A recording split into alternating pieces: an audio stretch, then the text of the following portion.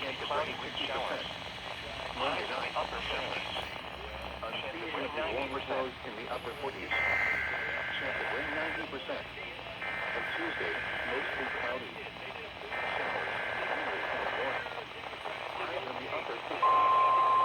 Chance of rain 90%.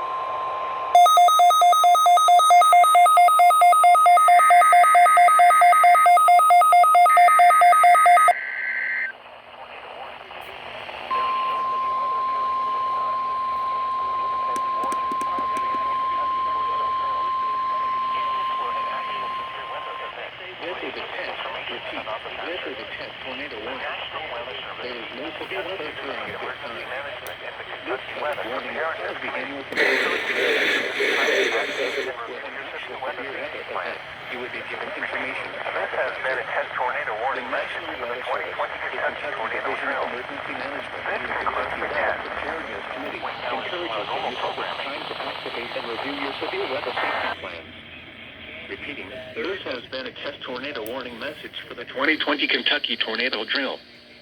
This concludes the test. We now resume our normal programming.